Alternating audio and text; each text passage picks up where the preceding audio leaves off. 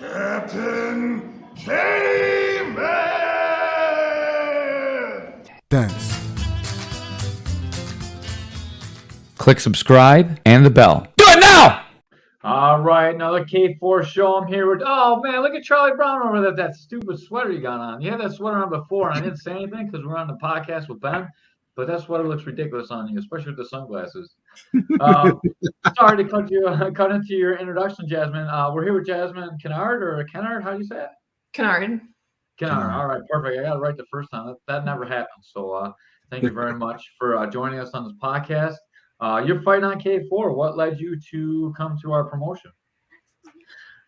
I was really excited to do a Muay Thai fight, and so when that came up as a possibility on K4, I was really excited to head out. Buffalo's not that far from where I live, so it just made a lot of sense to make my way out there, and I'd never competed under Gamma rule set, and so I was excited to try that. Man, that's awesome. That's a great answer, too. You're a veteran. This is your first podcast, you said, so we appreciate you having scripted answers right off the jump. So you have a blue belt in jiu-jitsu, right? I do. Yeah. Yes. So like this is a crazy jump from MMA to Muay Thai. What led you to want to do Muay Thai instead of MMA? So I actually, interestingly, took the first MMA fight, and I was intending actually to do a kickboxing fight, and it's just that I couldn't find a kickboxing fight that was a good match at 145 in the time frame I was looking for, and so that's why I ended up doing MMA in general. So it's actually what I had planned to do all along. So it was just in the last 6 months, just been looking to get like a kickboxing or a Muay Thai fight instead. Yeah. That's awesome. Do you like Muay Thai better or like the K1 style? You like the clinch since you're pretty good at jiu-jitsu? I do enjoy the clinch. It's I think that kickboxing is interesting, but coming from like a jiu-jitsu perspective, I think the clinch is like there's exciting hand fighting, things like that, that will kind of like add layers to the game. Plus one of the three coaches that I work with, two of them were specifically fighting Muay Thai. Awesome. That's great. Man, jumping into MMA from Muay Thai, it feels a lot safer. Like no one can take you down, but it's really not that safer because you're excellent at jiu-jitsu. How did you end up? I was trying to find the fight online. I couldn't find your other fight online. What happened that led to the eye injury of your opponent? I guess I split her face open under the eye, just like a punch. Man, I split her eye open with a punch because I'm a savage. Yeah, I wish I could do that. Glanced off funny, like, so I don't know if it was just not like well Vaselined or something, but yeah, it happened almost immediately in the fight too, and then the whole rest of the round she just bled everywhere. What got you training Brazilian Jiu-Jitsu? Like training jiu-jitsu? I really stumbled into it. It was never something that I intended to do. I was always like active throughout college, and I went on internship and commuted to work with a coworker who did jujitsu, and he invited me to come try it out, and I went once and really loved it and stuck around, I guess. That's a really cool answer. I think jiu-jitsu is like something that every woman should do. I think every person should do, but especially every woman, like it's really important to be able to use your body. And I think like in today's society, like we protect our women like a little bit too much, and we should be on the mat making sure that you can actually protect yourself. And like I know good blue belts in jiu-jitsu that can choke the shit out of like any regular guy. So I think it's super important that you're able to do that, and it makes you a strong woman. Yeah.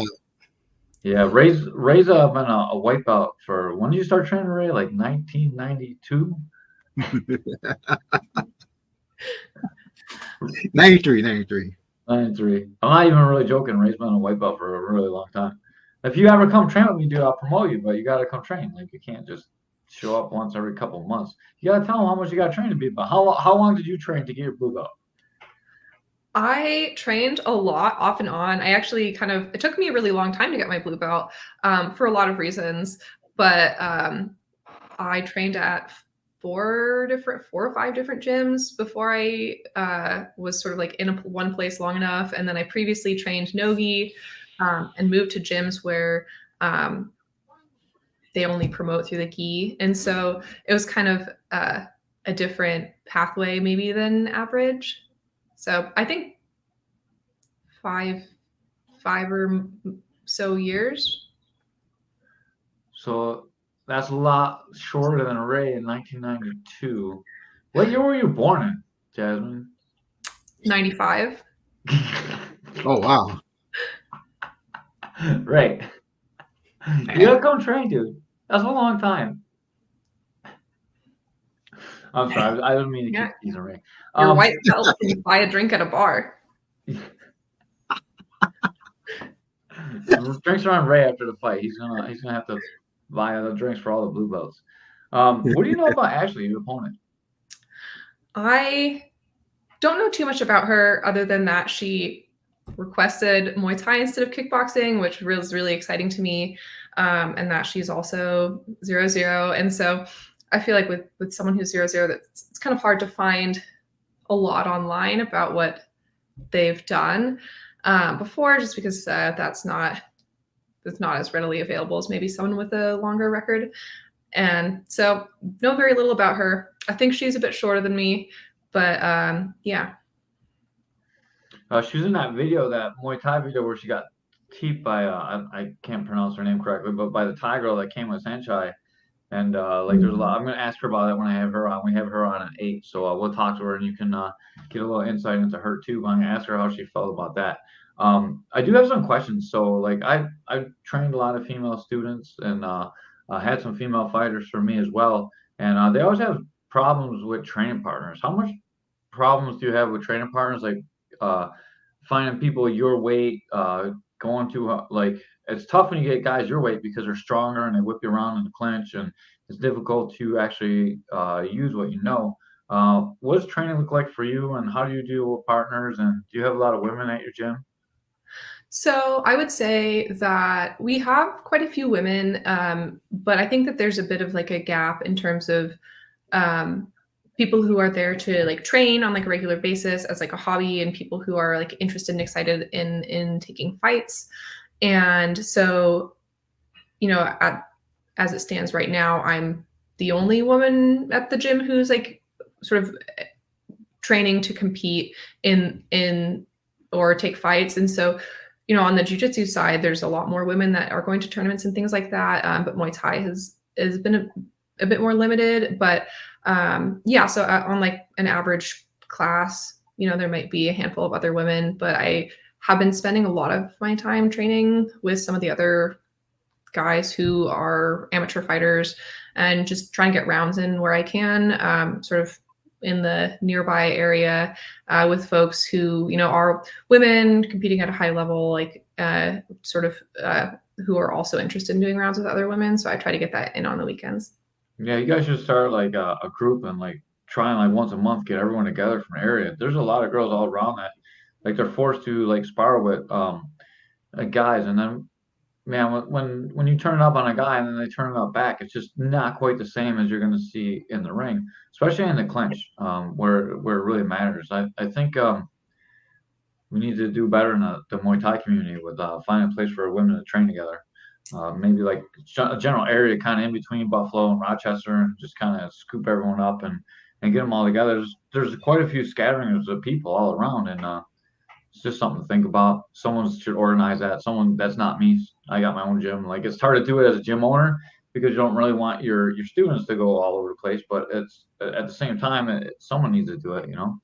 Just don't fight nobody from Canada. Look out for the no. That's close enough for the Canadian girls to come over too, man. Those girls are good. There's a lot of good people in Canada. Muay Thai is strong up there.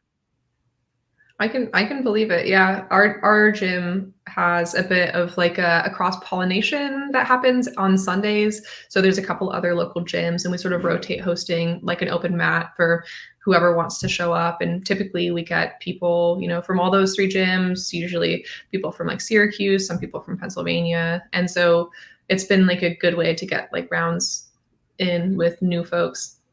Yeah, in Buffalo we have like Southtowns does Friday nights, and then Booma does Saturday afternoons. So they have a good There's lots of people, but it's mostly men. It's just tough to get good rounds in, and there's a lot of like good girls around, like all about your size too. Mackenzie's around, like she's forced to like spar with guys all the time. There's a lot of very talented women that could get together and unite Buffalo and take over the world, or not Buffalo, unite New York and take over the world. And then New York City's got great guys and girls down there. So it's a good hotbed area for Muay Thai. Just we gotta get everyone together. Yeah, I would love to see an event like that. Yeah, maybe we'll put it together, right? Caveman's Corner should sponsor something like that. Yeah, that'd be cool. Yeah. What's a typical training week look like for you, Jasmine? I typically lift 3 days a week. And it sort of depends on when I'm not like an active like prep for a fight. Like I am doing Muay Thai and Jiu-Jitsu probably like 5 or 6 days a week. Yeah. And then in active fight prep, I typically spend a lot more time doing, like right now I'm doing predominantly Muay Thai, kind of cutting down on the Jiu-Jitsu just to make sure that I'm, prepping the skills that I'll need in the fight, and spending a lot of time doing cardio and prepping in that regard. Nice. So you're not going to run out of gas in the third round? My hope is that no. I hope that the amount of cardio I've done is sufficient, but we'll see. I've spent a lot of time on an assault bike in the last little bit. So yeah, I hope it's worth it. The assault bike's always worth it. That's a piece of equipment that gives me terrors still to this day. Doing that in the sauna is the worst. 30 on, 10 off in the sauna. Oh, it's the absolute worst. Yeah. Especially when the handles are so hot, they burn your hands. Terrible. Yeah, sauna. I just feel like I just don't enjoy saunas on a regular basis. And so it's like in that circumstance, I feel like it's even less enjoyable. Yeah, it's definitely not enjoyable at all. Off air, we talked about cutting weight because I was eating a donut because I'm a fat kid. How's the weight cut gone for this fight? Yeah, it's been fine. I'm pretty much sitting just like a little bit above what I want to be at to weigh in. So I don't think it's been problematic. And I, with having to drive, 3 hours to Buffalo to weigh in, and that sort of thing, I didn't want to have to do like a brutal weight cut or something like that. Yeah, so I'm feeling pretty good about how it's went. I think eating clean and, keeping track of what you're putting in your body is really the most important part, and making sure it's, whole foods. And yeah. No Burger King, huh? No Burger King. You just made Ray sad. That's all he eats is Burger King. Look at that guy. I'm looking forward to some things after the fight that I have sort of held off on. But yeah. Let's get pizza after the fight. Pizza does sound good. What are you gonna eat? What's your meal that you're gonna eat after the fight? I really like Asian food, so I'm probably just gonna get either a big bowl of some sort of like curry or like Thai food, or something like that. Mixon's jumping in Macy's Pizzeria. Ray took some of the fighters out after the last show to get pizza, and hopefully this time Ray will take me with him too. In Caveman's Corner, we can go out and feed the fighters some pizza, and then we'll buy the pizza. It'll be on us. Yeah. We also give away money bonuses for everyone that comes on the podcast. So like anyone that comes on the podcast is eligible to win one of the bonuses for the fight. We give away fight of the night, knockout of the night, and submission of the night. Of the night, yeah. Obviously, you're not gonna get the submission tonight because you're fighting Muay Thai, but knockout night or fight of the night, we're gonna give away cash prizes. We've been doing it every show for a while. Hopefully, we get a lot of good money and we take donations and then we give it away. So trying to hook up the fighters. So hopefully we can get you fight of the night bonus. Awesome. Sounds exciting. Yeah. What got you into a combat sport, competing in a combat sport, not just training in one?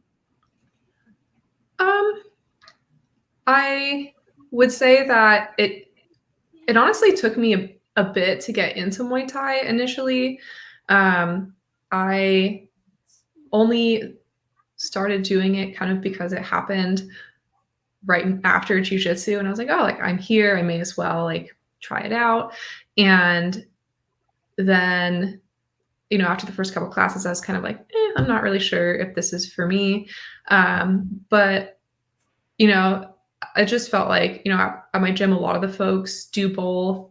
And that's kind of like what drew me in. It's like, oh, like it's like the same people. They're encouraging me to keep trying it. And I think it was just a bit intimidating as someone who, you know, hadn't spent a lot of time like being punched or punching things to do it. But I have always done like fairly physical sports.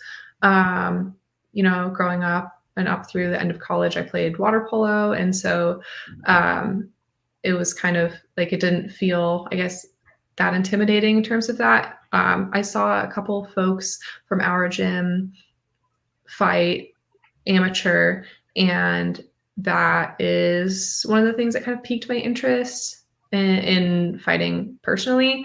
I just like saw it and I was like, wow, it would be so exciting to get to do that in front of an audience, and just seems like it felt very different than training. And it's always nice to have, you know, goals to work toward, and to have, you know, a reason to train with intention. And so I feel like a fight provides all of that. Nice. Do you think playing water sports gives you an advantage in jiu-jitsu? Most of the swimmers I know are very good at jiu-jitsu.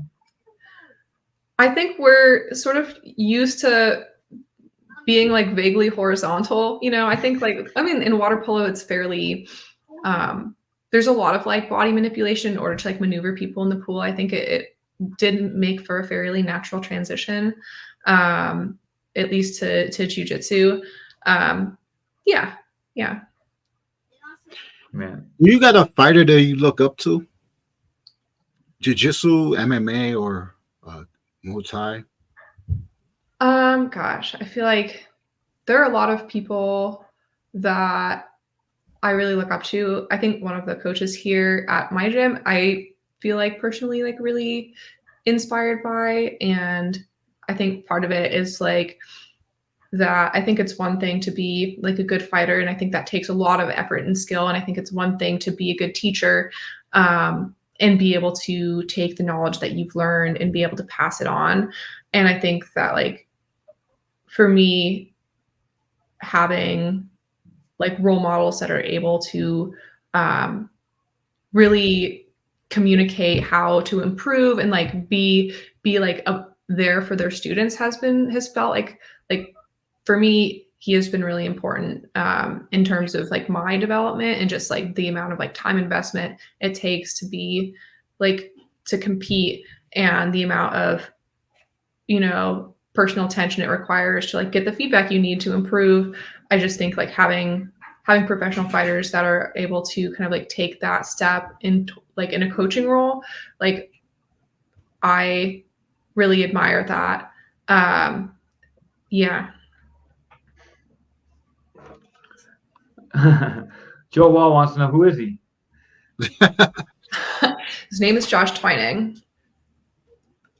Joe's the head of ISKA, in case you don't know. So he's a head commissioner for ISKA for he does like all the ISKA shows. So they do a lot of shows around here. They do FCP, they do Caster Cone. So like a lot of the shows around here he does, and then they go to Thailand. They have shows all over too. So he's a pretty important figure in the community. So he's a guy that'd be nice too.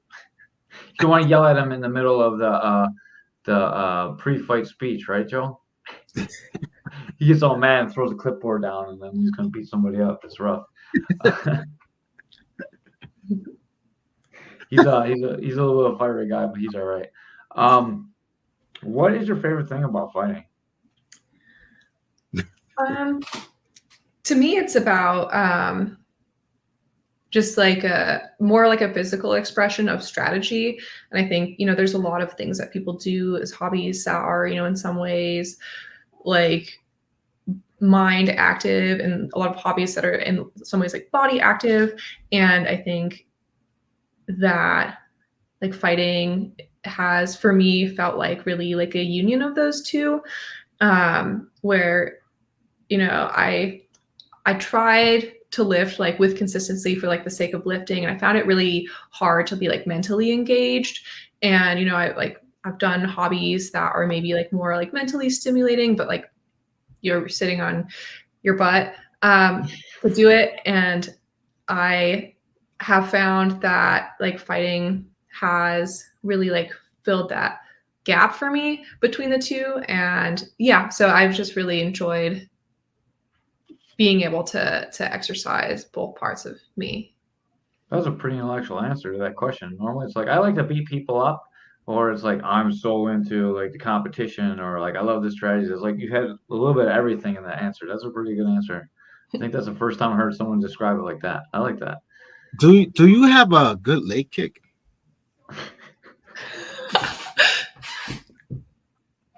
I feel like I shouldn't necessarily talk about what I'm good or bad at until after the fight's over, because I feel like you'll probably see it if it's there by next weekend. But Ray Aris is called the king of leg kicks for a reason, because he always wants to know about the leg kicks. Do you think it gives you a big advantage already having making the walk? I mean, you made a walk down the cage. You fought in a cage before. You had one fight. You had no fights. I know that you've gone through that first fight jitters, the anticipation, just what it feels like when they close the door and you're alone in there for the first time. Do you think that gives you an advantage over her? I think it really depends on the person. Personally, I didn't feel that jittery or nervous for the first fight. It wasn't something that I thought about much. And so I guess if she is like more inclined to be nervous about something like that, I think that maybe there would be an advantage. But I've been to a bunch of jiu-jitsu tournaments. I've like competed in water polo in front of like audiences, and so it's never been something that I really thought that much about. I love the first time I ever fought. I didn't really feel jitters either. I just felt great walking down to the crowd. I mean, I wrestled for like my whole life. I wrestled in front of big crowds, and the first time I fought Memorial Auditorium for my first fight, really. And there was like a couple thousand people, and like I walked out, I was like, "Oh man, this is the best ever!" Like I didn't really feel nervous. It was like, I don't know, it was like exhilarating. It didn't cause me any anxiety. I believe it helped me perform better. And you kind of seem like that too. What do you think your biggest advantage is? You might have to lie about this question, so if you lie about it, we'll forgive you. What do you think your biggest advantage is coming into this fight? I would say it's hard to say what my advantages are, because I don't really know what she's bringing to the table. I feel like after one round, I would have probably a pretty good answer of what that would be or not.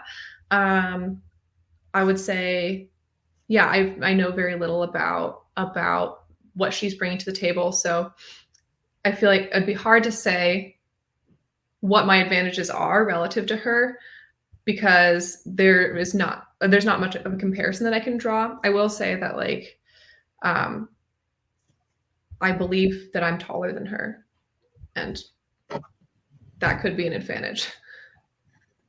Like keep, jab, coming in, stepping off, head kicks. I mean, I'm doing whatever she lets me do. Oh, man. If she lets me do it, I'll do it. All right. Now, you definitely should lie about this one. What is your disadvantages coming into the fight? I feel like in some ways it feels intimidating that it's not my home turf. You know, like I've been to a bunch of Gladius fights and things like that. And so like that's like very close. And I've like never really even been to Buffalo. So I feel like people are probably going to be supporting her as like the more local fighter. So They have, I think, 8 fighters on the card, so she's going to get a loud pop when she comes out, and the crowd is definitely going to be for her. Do you think that's going to affect you? I don't know. I think some people's confidence in like performance can be boosted by feeling that like support. I'm not too worried about not feeling it. I mean, I competed in Watertown last time, and that's like 3 hours away as well. But I feel like, you know, people fight harder at home. Yeah, you seem pretty intellectual. It doesn't seem like the boos are going to get to you. Do you think it gives her an advantage in scoring, though? Mm, I mean, I I guess it just depends on who lands what, right? You know, if I'm able to set the tone in the way that I hope, then I would expect to have an advantage. But I imagine she's probably thinking the same thing. I didn't mean the judging. I think the judging is going to be great no matter what. Like the K4 judges are really good. I meant like the crowd like cheering every time she hits you. Do you think that helps with the scoring? Because like I see fights where like, man, I don't know which way it's going to go. And you hear the crowd pop when one fighter hits the other fighter, and then the Yeah. boos when the other fighter hits the other fighter. And sometimes that can like the fight's super close. It can change things. Only when the fight's super close though. So when you say it doesn't mean it's not going to matter at all, that means you're going to beat her up really bad. So that's a little clue. I mean, that's the hope that I'm walking in with, right? Like, I Right. think that's the hope we're both walking in with. That I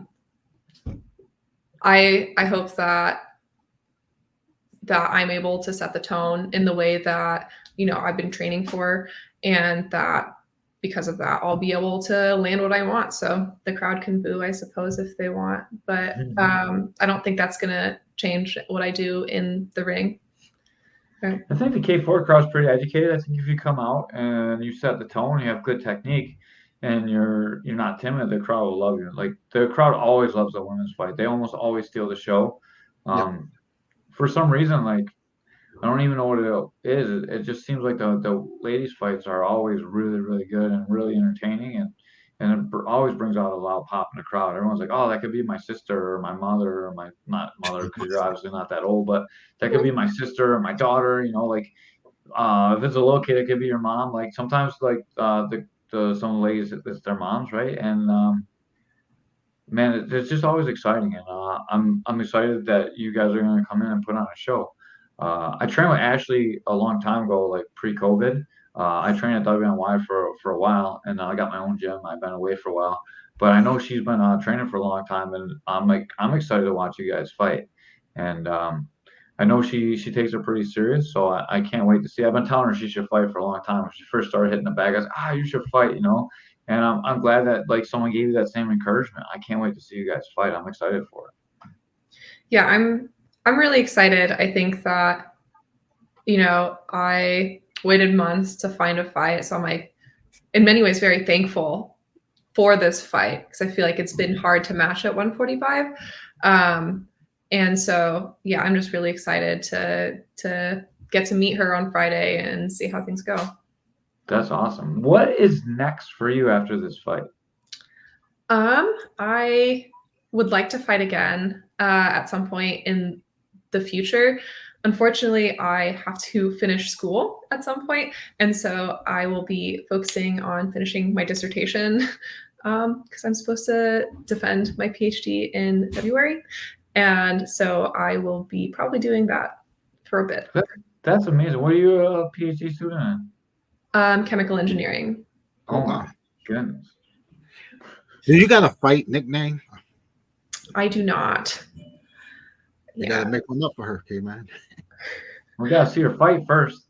Maybe we'll come up with in the middle of the fight. Like we can't give you a nickname until we see you fight. Like I was trying to find video before you came on and I couldn't find that. I saw the win and I saw like eye injury. I was like, oh man, I hope she poked her in the eye with her toe or something cool. Just that you punched her. That's not even a good story. No, it's not that exciting, really. Yeah. should bet like I punched her and her eye socket swelled up because I broke that thing, and now I'm a bad butt. I'm gonna crush this next girl. But you're too smart to say that stuff. What school do you go to? Cornell. Nice. Oh, okay. So not only are you smart, you go to a good school. You're gonna beat people up. You got a lot in your future.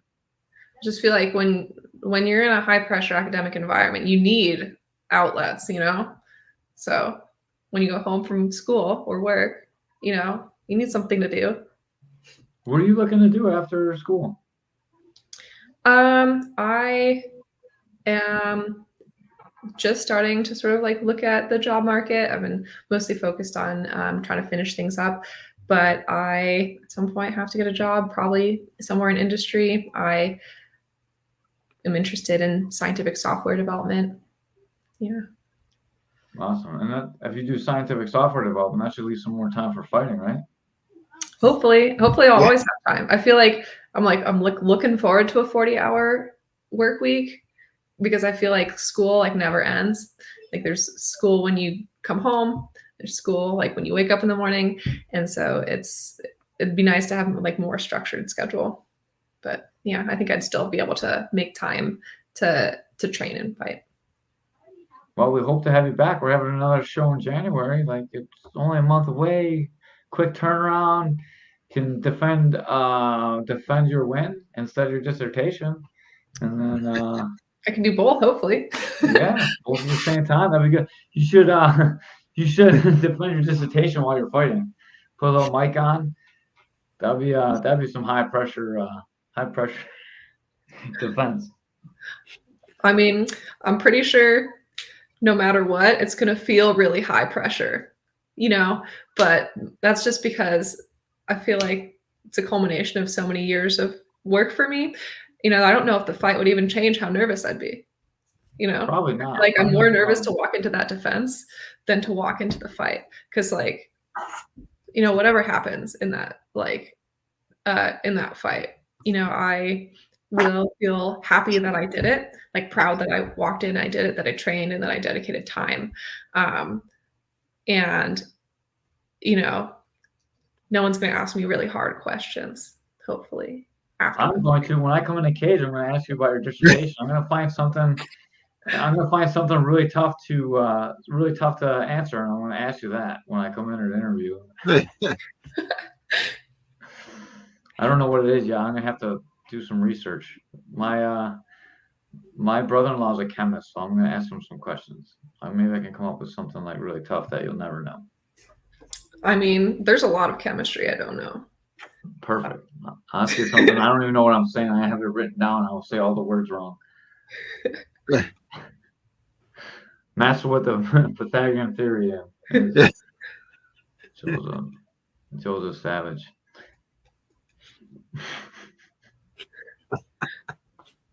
Joe wants to know what the Pythagorean theorem is. God, that's like geometry, right? So it's basically that the square root of the hypotenuse is the sum of the squares of the respective sides of a triangle, right? I think he's actually a machinist or has something to do with the industry, so he probably does know. Do you have anybody you want to thank or any sponsors of Puck? I have no sponsors, but there's a number of people that have been sort of like integral to like my journey to like get to this point that I feel like I'd be maybe remiss not to mention. And I would say like the 3 coaches at my gym have all been really instrumental in getting me here. So that's Josh and Zach Lang and Josh Twining. I've had a number of folks from the gym who are amateur fighters that I've spent a lot of time drilling with, and like I'm really, really thankful that they have put in the hours they have to get to the level that they are at, so that I can learn from them. Brad Bargerson has been really welcoming to me coming down and spending some time at Viking, and Have you been doing the Sunday sparring down there? I have, yeah. Ooh, that's some heavy stuff. And also Zach Burhans and the Brojo boys have been pretty welcoming as well, and I really appreciate the time and the Did you get space. some time in with Mason Lewis? What? Did you get some time with Mason Lewis down there at Brojo? Mason's great. Yeah, he's the best. He won our submission of the night, so we paid him some money, and he came down. He had $13 in his tank, so we found him some more money. I got some more sponsors after I paid him once, so I got him Fuck another yeah. sponsor. We love that kid to death. He's Oh, a yeah. good guy. Brojo's for real. Sounds like you're training with all the right people, man. I can't wait to see you fight. Remember, when you guys do buy your tickets, use the promo code K4 Kennard. That sounds really cool. K4 Kennard. That might be your nickname. Think my girl ass mad it up. I don't think so. So if you go K4 Kennard, you will get credit for the ticket sales. Make sure you guys do that. It helps all the fighters be able to fight. They get a small percentage of ticket sales. They don't get paid to do this. She's a struggling college student. She probably needs some ramen noodles to eat. So we got to hook her up. K4 Kennard. We'll give her some money. We also have to thank JCR Transport. Thank you very much, Ed Rogers. Ed Rogers gives us a lot of money to give away. Yeah, JCR Transport. Ed Rogers gives us a lot of money to give away at the fights. He's responsible for the fighters bonus, and he helped us out with the first one, and we've been doing it ever since. And he donates almost 99% of the money. Everything that doesn't come from me or Ray comes from him. So we appreciate Ed Rogers very much. Also, if you're watching online, check out Caveman's Corner on Facebook, and definitely check out our YouTube, and just sign up and hook us up. It doesn't cost you anything to subscribe, and it helps us all out. Thank you so much for your time, Jasmine. Anything you want to add? Any last minute remarks for how stupid Ray's sweater looks? Well, nothing about the sweater, but I just wanted to thank you for inviting me. It's been really great chatting. Thank you. Thank you so much. If I knew you were going to be this smart, I would have made sure that I asked you to come on earlier. Definitely bring the intelligence level of this podcast up about 35%.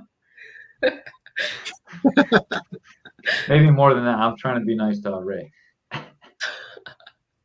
Thank you so much for your time. And with that, we're out here. Caveman's Corner. We'll be back at 8. We'll be back with her opponent, Ashley Pisano, I think you say it. And man, this is going to be probably one of the best fights on the card. Don't you guys dare miss it.